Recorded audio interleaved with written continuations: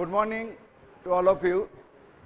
Today onwards we will discuss boiling and condensation. So far we have discussed convective heat transfer, both forced and free, and there we have seen that heat is being transferred between a fluid and the adjacent solid when the fluid is in motion. And this motion may be caused by external agency, that is known as forced flow, where we prescribe it as forced convection, and this motion may be generated due to buoyancy driven flow, where the convection is termed as free convection. But in both the cases, the fluid medium is homogeneous and there is no change in phase. It is either liquid or gas. But in many practical applications, in this type of convective heat transfer, the fluid medium changes its phase, which means that it may change from liquid to vapor phase or from vapor to liquid phase. Vapor is a gaseous phase, as you know, close to saturation states. We term a vapor is a gas phase of a liquid close to the saturation state. So either liquid to vapor or vapor to liquid. Few examples I tell you so that you will be encouraged to study this boiling and condensation phenomena. For example, the condenser of a steam power plant. You know the steam, after expansion from the turbine where we get mechanical work, comes or enters into the condenser and it flows over the surface of number of tubes, where the cooling water flows inside the tube and the cooling water takes the heat from the steam and steam gets condensed. Similar type of thing happens in the condenser of a refrigerator. The working fluid known as refrigerant, which after leaving from compressor at high temperature and pressure flows inside number of tubes, and it is condensed by rejecting heat to the atmospheric air, which flows past the tubes. In this case, the condensation takes place at the inside surface of the tubes, unlike that at the outside surface of the tubes in case of steam power plant condenser. Now the other direction phase change from liquid to vapor takes place in the water tube of a boiler. As you know, the boiler receives high pressure water from the feed pump, and as the water flows through the water tubes of the boiler, heat transfer takes place from the combustion product known as flue gas at high temperature, which flows surrounding the tube and transfers heat to the water, which in course of its flow is converted into vapor. Now this type of process are convective heat transfer, because there is a transfer of heat to or from solid surface. That means heat transfer between the solid and the fluid, where the fluid changes its phase either from liquid to vapor or from vapor to liquid. So therefore it is a convection process associated with phase change and known as boiling and condensation, depending upon the phenomena, whether it is boiling or condensation. Now how does it differ, these things differ from the convection without phase change? This is because of two things. Number one is that, as we know, the condensation or boiling takes place at a constant temperature when the fluid takes heat or rejects heat and changes its enthalpy. For example, when the steam condenses to water, there is a change in enthalpy from its saturated vapor state to the saturated liquid state, and a large difference of enthalpy is there, and the difference of enthalpy becomes equal to the heat rejected by the steam, and this thing happens, this conversion from steam to water, just as an example, at a constant temperature and pressure.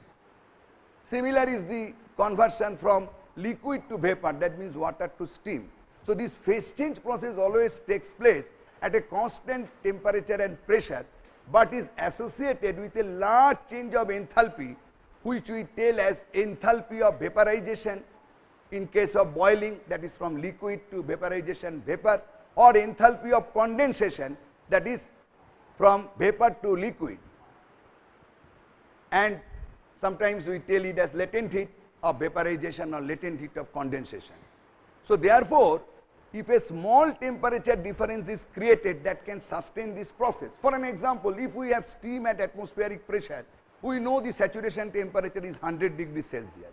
Steam is ready to condense if it is cooled little bit. That means if this steam is brought into contact of any surface whose temperature is little less than 100 degrees Celsius, for example 90 degrees Celsius, so condensation will take place and there is a huge change in the enthalpy. That means a high heat transfer will take place, a rate of heat transfer will take place at a very small temperature difference, for which the heat transfer coefficient in phase change processes, condensation and boiling, is much higher than those of free and forced convection. In sequence, the heat transfer coefficients are very low for free convection because the heat transfer rate is low because of small flow due to buoyancy, and forced convection is much higher and phase change processes is much higher. This is one characteristic feature. Another characteristic feature is that in a phase change process, the flow is dominated by buoyancy because of the change in density between the vapor state and the liquid state. And sometimes surface tension plays a major role. For example, in case of boiling, when liquid changes into vapor, for example, water changes into steam in a water tube, then what happens when the boiling is initiated, that I will describe later on, vapors, bubbles are generated. Now the growth of the bubble, the collapse of the bubble, the movement of the bubble that creates the flow field in such a way the heat transfer is affected depends to a large extent on the surface tension property between the liquid and vapor of that particular material or the particular fluid. So therefore, surface tension also makes a major contribution along with the buoyancy forces, which are not common in convection without phase change. So these are the characteristic features which make these two phenomena, though convective heat transfer, but little different from the pure convective heat transfer without phase change. With this, I will start first the condensation, then the boiling. So with this in background, let us first consider a simple case to understand the condensation heat transfer. Now before that, I have to explain again the condensation. We start with the condensation. As I have told that a vapor, if you consider a vapor at saturated state, comes into contact with a solid surface whose temperature is little less than the saturation temperature. Very easy to conceive that. Consider steam at 1 atmospheric pressure at 100 degrees Celsius comes into contact to a plate whose temperature is lower than that, for example 60 degree or even 90 degrees Celsius, steam condenses. So now condensation takes place in two ways. How? If the liquid after condensation weights the surface, which depends upon the relative weightability characteristics between the surface and the liquid, then what happens? The drops of liquids which are formed, they spread, they coalesce and finally form a thin film which smoothly glides over the surface and is drained out. This is known as film condensation. But in case where the surface is such which doesn't become wet by the liquid, in that case what happens? The liquid, the vapor after condensation forms the liquid drops which do not spread and coalesce and make the film, rather the number of drops are formed and in random fashion, and they are ultimately drained as the flow of drops over the surface. This is known as drop-wise condensation. So therefore, condensation are of two types. You write this, I am not writing on the board. One is film condensation, where a thin film is formed when the surface is wet by the liquid. Another is drop-wise condensation, where the film is not formed, drops are formed in a random fashion and is drained. Now in film condensation, it obviously apparent that this thin film doesn't allow the vapor to come in contact with the bare solid surface at low temperature. That means in other way that the liquid film provides a thermal resistance or barrier to the vapor to make the heat transfer with the solid surface by come into direct contact. There is a temperature gradient that exists in the liquid film, and the vapor gets condensed at the interface between the liquid film and the vapor. So it doesn't get an opportunity to be in contact with the bare surface of the solid. It is always blanketed by a liquid film.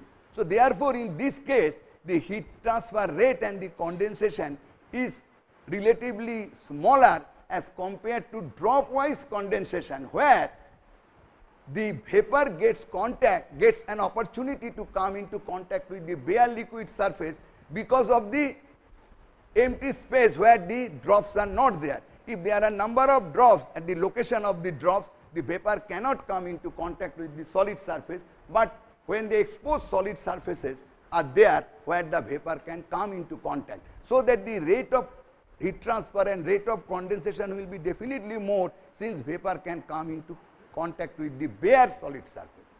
But unfortunately, we have found in all practical surfaces the wettability characteristics is such, if the surface is exposed or operation is made for a long, surface becomes wet by the liquid and a thin film is formed. The effort has been made by putting coatings, adding coatings on the surface, by adding vapor additives to decrease the wettability characteristics, but it has not been made with a great success, so that in almost all practical purposes we come across with the film condensation. So to understand film condensation, let us consider this way so that we can have a clear understanding. A simple case of a vertical flat plate. Let us consider a vertical flat plate which is at a temperature Tw, and there is a vapor at saturated state, whose temperature is Tv. Now this vapor you can consider as steam, and if it is one atmospheric pressure as the ambient pressure, then this Tv will be 100 degrees Celsius, just to understand. That means saturated vapor at a temperature Tv, and the wall is at a temperature Tw, where Tw is less than Tv to enhance the or to initiate the process of condensation. Okay? So what happens because of the condensation, as I have told, and the wettability characteristics of the plate in practice, that there is a thin film which forms and grows in the vertical direction downward, and in a very amplified or exaggerated way I am drawing this. This is the thin film of liquid, and this film grows. That means the thickness of the film increases in this direction of flow. This is because of the condensation of vapor, more condensation. So this is the liquid film. This is the liquid film. And finally, this is the flow of liquid. This is flow of liquid, which is known as condensate,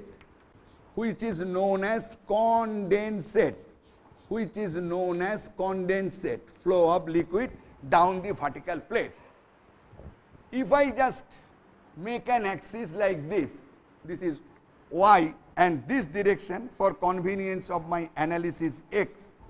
Now the film has a thickness at any distance from this origin, the leading edge is 0. Let us consider this as the film thickness at this location delta, which is a function of x, increases with x. This is the film thickness which increases with x. Why? This is because the heat transfer takes place here. Here the temperature is Tv, vapor, and here the temperature is Tw. So there is a temperature gradient. Tv is greater than Tw. Heat transfer takes place, and by which it is at saturated state, vapor gets condensed into liquid, sticks to the surface and makes a liquid film which grows and flows along the surface. The thickness increases because of more condensation, that is heat transfer and condensation takes place. This is the physical picture. Now, this liquid film glides over the surface slowly. The velocity is extremely small, but it has some velocity, and we expect that within this delta, that is the film, there is a velocity distribution. So qualitatively we can express this velocity like this. There will be a no slip condition at the surface. From 0, if we draw the velocity profile, so velocity profile will be like this, u as a function of x, so which will satisfy the no slip condition, and at the same time at the free surface it will have a 0 shear stress condition. This is a free surface, this is the flow of liquid and this is vapor. Because of the very low viscosity on the gas side or vapor side, usually we impose a 0 shear stress, the interfacial tangential stress becomes 0. So for a free surface flow, the interface boundary condition is the 0 shear stress, so that the velocity gradient becomes 0 at the free surface which flows with some definite velocity. So therefore, a qualitative picture of the velocity profile is like this. Let us first find out this velocity profile first. Our main objective is to find out the heat transfer rate, Our main objective is to find out the heat transfer rate and the rate of condensation.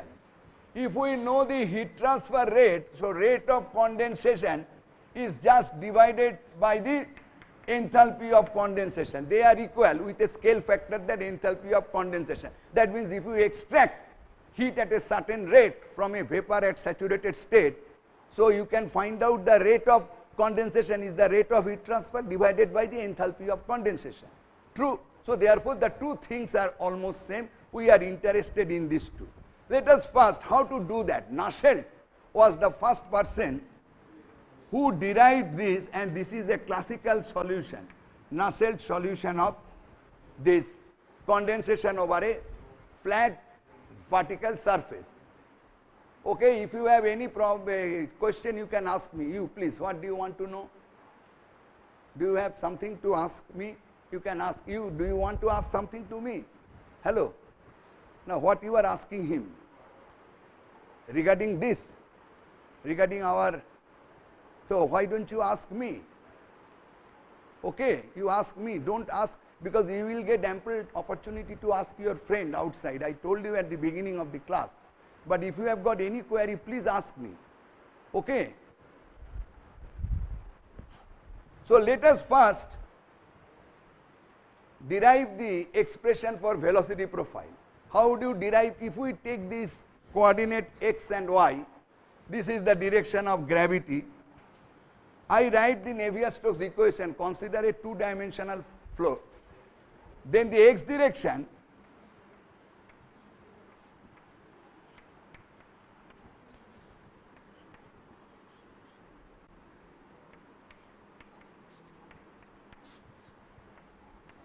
this is the Navier-Stokes equation. Considering the flow to be two-dimensional means what?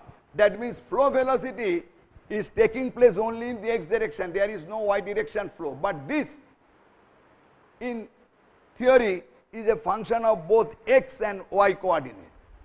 Now, first of all, we see that from this x direction equation of motion, what we get? The flow is extremely small, so this is 0. This is 0. We consider the flow is so small, it is a creeping flow type of assumption. Probably you have been taught in the fluid mechanics class, where the inertia force can be neglected as compared to the viscous force. Now, since the delta at any length x is always much less than the length of the plate, if we consider the plate has a finite length L, if we consider that plate as a finite length L, then always one can argue with this geometrical configuration like our boundary layer approximation, where boundary layer is very thin. That's why sometimes this approximation is known as boundary layer type approximation, that the film thickness is very less than this. We can write del square del x square of any parameter is much less than del squared second derivative of y square of any parameter. Why? This is because this is in the order of y square and this is in the order of x square, and y direction the order is delta, the scale in the y direction is delta, where the scale in the x direction is L. So therefore this quantity is lower by order of magnitude by delta square by L square. This already you have done in your boundary layer approximation. So therefore I can cancel this term compared to this term. Clear? Now next part is the y direction equation. Y direction, sorry, this y direction, yes, y direction equation 0 is equal to 0. This is because there is no flow in the y direction, and actually the y direction equation gives you the boundary layer type of approximation that del p del y is 0. That means if you write the y direction equation, rho dv dt is 0 and these viscous forces are totally 0 because there is no flow in the y direction. So this gives rise to del p del y 0 is similar results as you got in boundary layer analysis, which is told in our language that pressure outside this film, or in case of boundary layer outside the boundary layer, is imposed on the film. That means if I find out the pressure gradient del p del x which is existing here in the outside of the film, that is same within the film since del p del y is 0. That is the language probably Professor Suman Chakraborty has told. We always tell the pressure in the free stream is imposed on the boundary layer. Pressure in the potential flow is imposed on the boundary layer because del p del y is 0. So therefore this thing is 0, this thing is 0. I can write this as dp dx. Now our next job is to find these two terms. So fx is, so therefore 0 is minus del p del x plus fx. Let us find out this del p del x. When I write this separately in the Navier-Stokes equation, where fx is the body force per unit volume, this pressure gradient, pressure is the static pressure. I told you the Navier-Stokes equation is written usually without any body force because we consider there is no external body force field. But gravity we cannot neglect. But what we do tactically, that gravity we take into pressure itself and we tell that okay, this is the Navier-Stokes equation, so there is no body force, gravity is considered into the pressure, where the pressure is defined as piezometric pressure. But if you decompose it in terms of pressure gradient and the body force, then this pressure gradient is the static pressure gradient. Now static pressure gradient in this vapor dome, vapor is stationary, so hydrostatic equation of pressure will hold good. So del p del x will be rho g. Rho v is the density of the vapor. Because we know del p del x, it is because of the weight. This you know from your fluid mechanics knowledge, the pressure field in a hydrostatic, the pressure changes in the direction of the gravity. So it decreases vertically down in the direction of the gravity, increases, decreases in the vertically upward. Since my x-axis positive is downward, so minus sign is not there, del p del x is rho v into g. Okay, it is a linear variation and it increases in the vertical direction, is hydrostatic pressure distribution. And since del p del y is equal to 0, boundary layer type of approximation, so this del p del x will be imposed here. So I can write del p del x as rho v into g with a minus sign. What is the body force per unit volume? Fx, it is simply rho L is the density of the liquid into g, that is the weight per unit volume, plus mu del square u del y square. So up to this, the concept of fluid mechanics is over. Now we will make certain mathematical arrangement. So therefore we can write mu del square u del y square is equal to rho v minus rho L into G. Rho V minus rho L into G.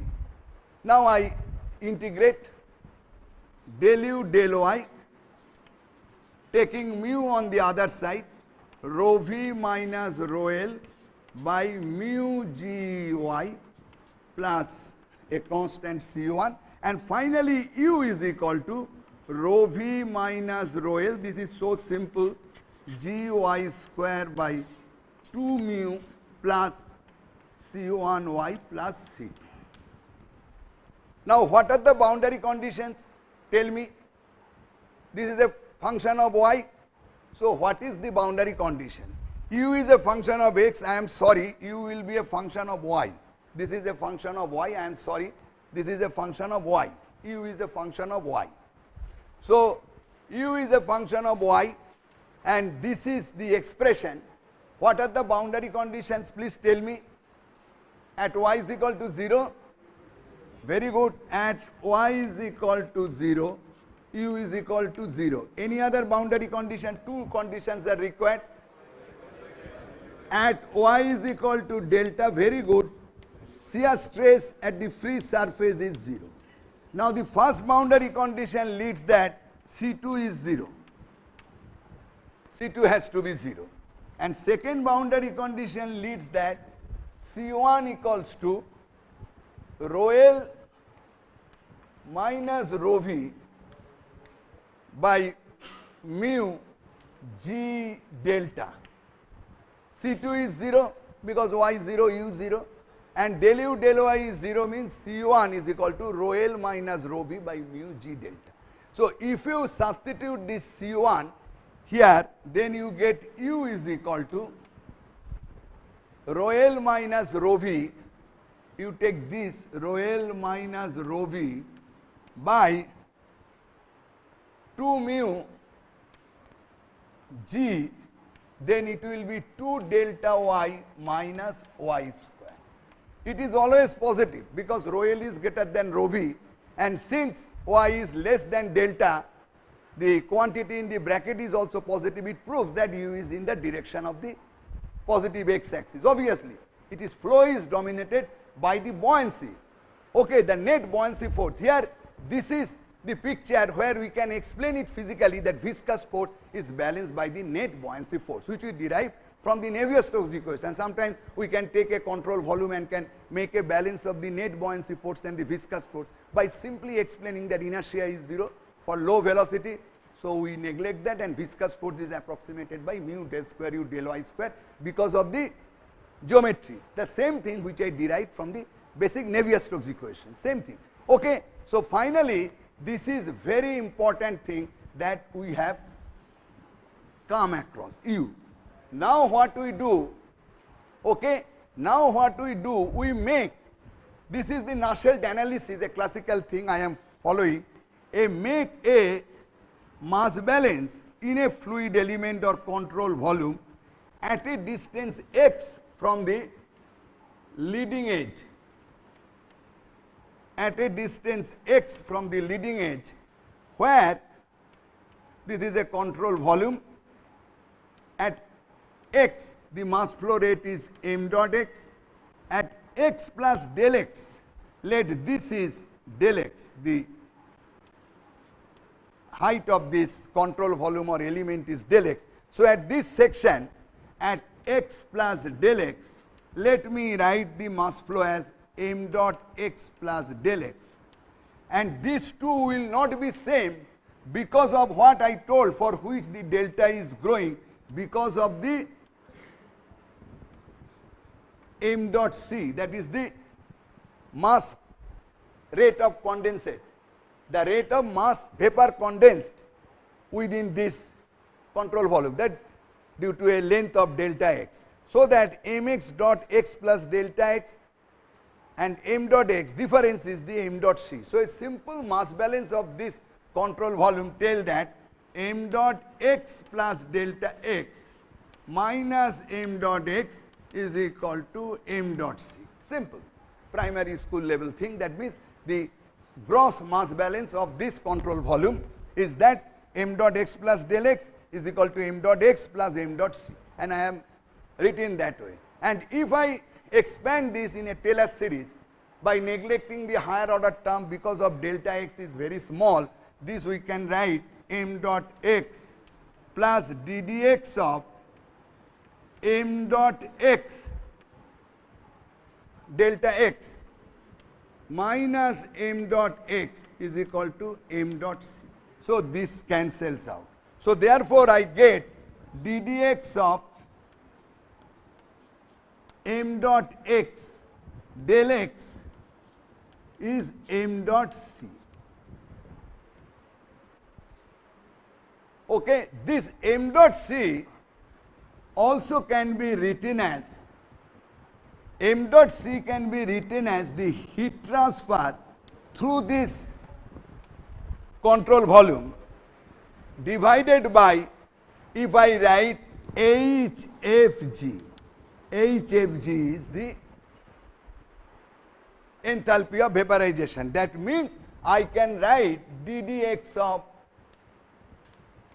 m dot x del x is equal to what I can write, Q divided by HFG, and here I deliberately put a mod value, absolute value of Q, because Q by HFG represent the rate of mass condensed, which is a scalar quantity.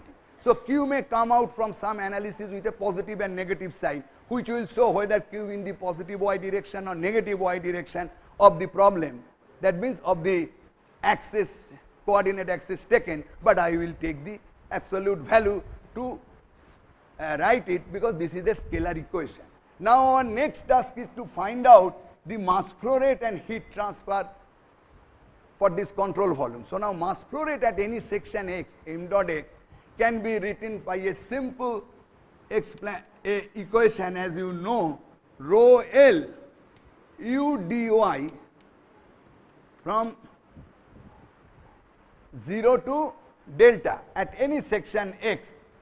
At any section x in general, at any section, at any arbitrary section x, the rate of mass flow is written like that. We have considered a unit width of the plate in this direction, unit width of the plate, so that 1 into dy is the cross section, and u and rho L. As you know these things by this time from your fluid mechanics knowledge, rho L u dy 0 to delta is the mass flux across any section.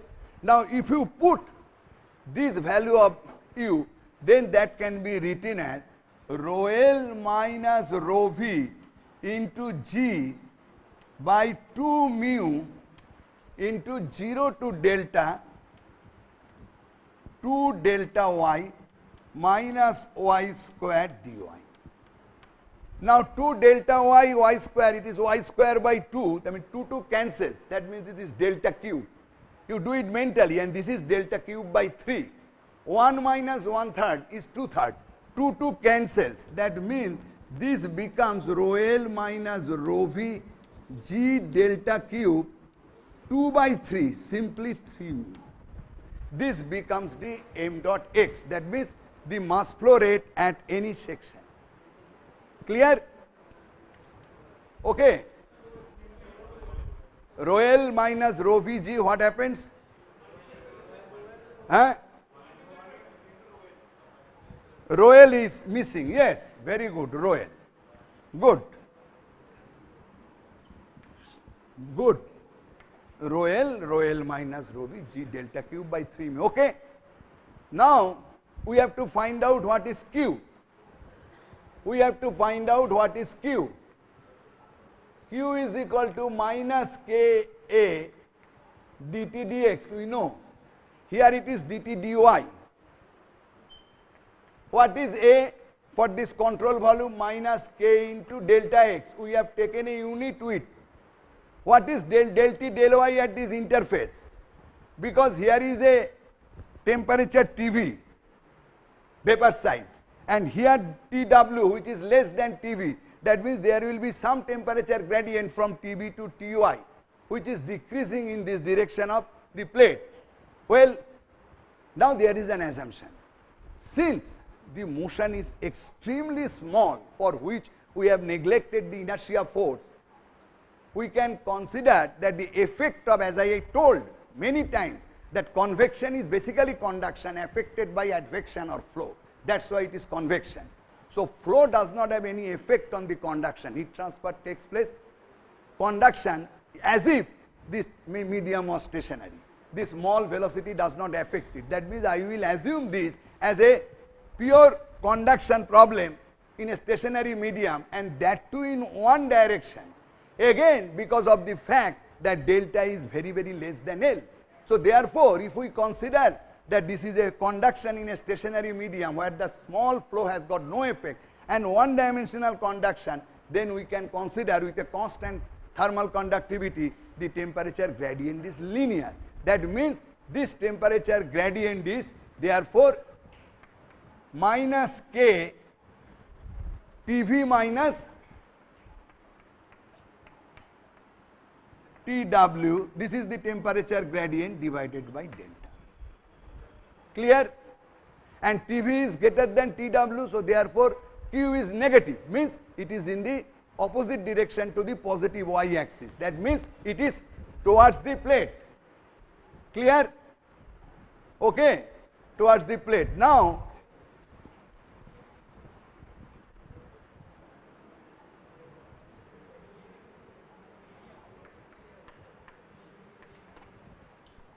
delta x. Clear?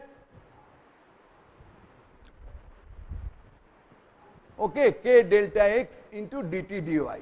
So minus K this. Now you put this. Now you put this Q and mx. Then what you get here? Then we get that m dot x is this one. Finally this one. So we get ddx of rho L minus rho v into g delta q divided by 3 mu is equal to, now we take the absolute value, that is equals to K Tv minus Tw divided by delta. Now there is a delta x, I am sorry,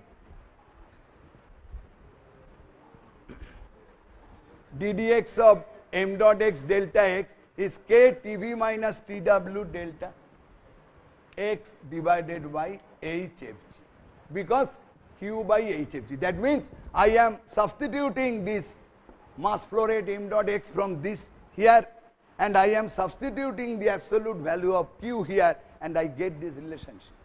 Clear? Now delta x is cancelled. Now everything is constant, only that delta which is varying. Now this delta cube ddx is 3 delta square d delta dx. So 3 will cancel. So therefore we can write delta square, and this delta goes there, so that I am writing delta cube d delta dx, and this 3 will cancel, is equal to mu k Tv minus Tw. I am just taking rho L into rho L minus rho V into GHFG. Am I correct? D delta dx.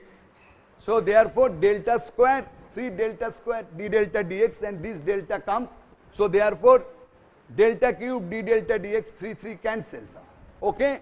Just you do it. I have made one step jump which can be made mentally, so that mu k Tv minus Tw divided by this g delta, g hfg. Clear? You do it mentally. I think you can do it. Okay? I give little time. Clear? Okay? Now if you multiply with 4 and integrate with dx, this is school level stuff. Then 4 delta cube d delta dx is ddx of delta 4.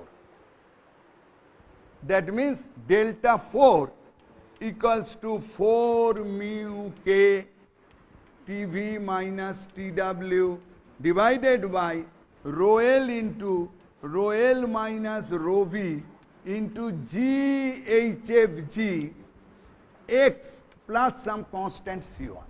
Just integrate with respect to x. Because I want to find out an expression for delta as a function of x, that is growth of delta. Now, the boundary condition is that at x is equal to 0, leading edge delta is 0, so that this becomes equal to 0. Clear? Okay, then I can write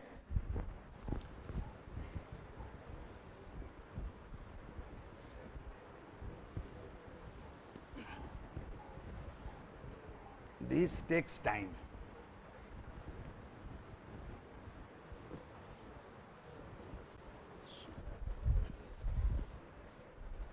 So therefore I can write that delta is equal to 4 mu k TV minus TWX, 4 mu k TV minus TW into x divided by rho L minus rho V GHFG. G is the acceleration due to gravity, HFG is the enthalpy of condensation, whole to the power 1/4. This was Nusselt's derivation for the growth of boundary layer. So therefore, growth of film, which is proportional to the 4th power of the x.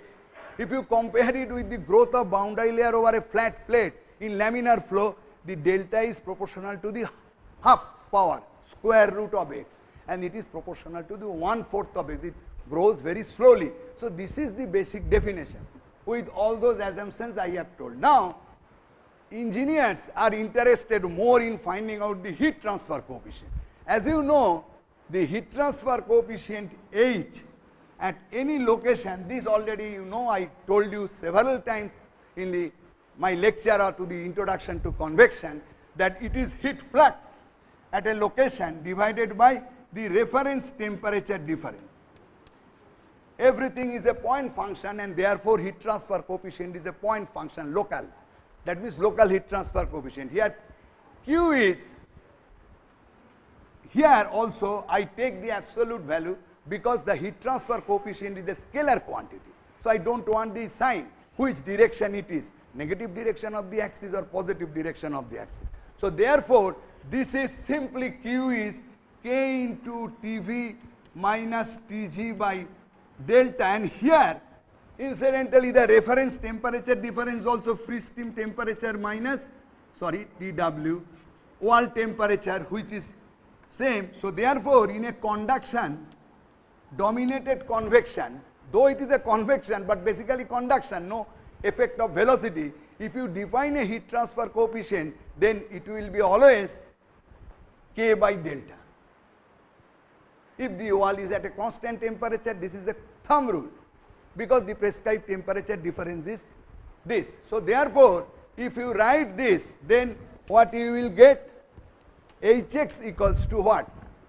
Then you get Hx equals to K by delta. That means here I write Hx is equal to, this thing will go top, K by delta, that means K4. That means this will come, you just see, rho L minus rho V into GHFG into K cube divided by, this one will come 4 mu TV minus TW into x whole to the power 1/4. What happens? K by delta. That means Hx will be K by delta. This will be K inverse this, and K4 I make and take it under 1/4 root. So it will be K cube. Clear? Okay. Now if you are told to find out an average heat transfer coefficient over a length L of the plate, which is defined as this, 0 to L, this is the definition of the average heat transfer coefficient over a flat surface, What is that value in terms of HL? Can you tell me? Huh? I told several times in the convection class. You have forgotten. So I tell you again. Here you see these things are all constant. Obviously, the character of local heat transfer with the character of X. That means if this constant I define as some A, then I can write Hx is A into x to the power minus 1/4. That means Hx is proportional to x to the power minus 1/4. If you put it here, what you will get? HL bar is 1 by L Ax to the power minus 1/4 dx, means 4 by 3 A x to the power minus 1/4 plus 1, 3/4, and that will be L, not x. If you put this, simple integration will tell this thing. Clear? That means 4/3 of A L to the power minus 1/4. That means it is 4/3 of local Nusselt number at L.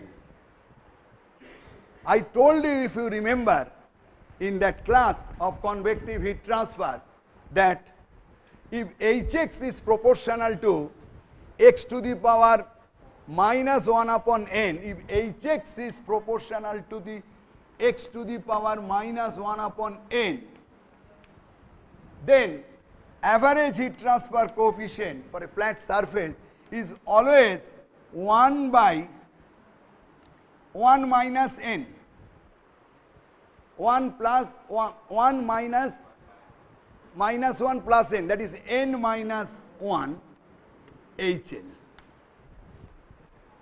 Obviously, in case instead of minus 1/4 you plus minus 1 by n, you get a relationship 1. Here n is 1/4. 1/4 minus 1 is 3/4, 4 by 3, where Hx is proportional to x to the power minus half.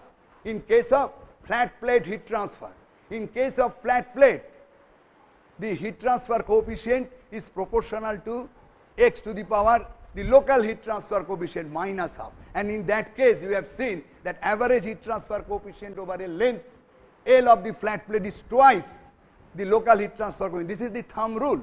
So Hx is proportional to minus 1/4, means it is 4 by 3, the local heat transfer coefficient. 1 n minus 1. Okay. So this thing sometimes works without. So therefore, one can tell that HL average, I am not writing the expression, is 4/3, 4 by 3 into this with this x as L. Okay, so one can write, if it comes in the examination, for example, this expression, and immediately if he knows this thumb rule, so immediately 4 by 3 times everything with XL, because this is 4/3 times the local heat transfer at x is equal to L. Clear? Okay, so this is the entire derivation for condensation over a vertical flat surface. Now this thing can be little modified if you are told, now this is the Nusselt classical deductions which are there in all books. Now if this is little modified in case of a, just another 5 minutes I will leave you, that if the plate is inclined, if the plate is inclined with an angle theta with the horizon, it is simply school level thing. So therefore this is y and this is x, but G is in this direction. So entire thing will be changed by an effective G sin theta. That means here the entire deduction, it will come as G sin theta. How?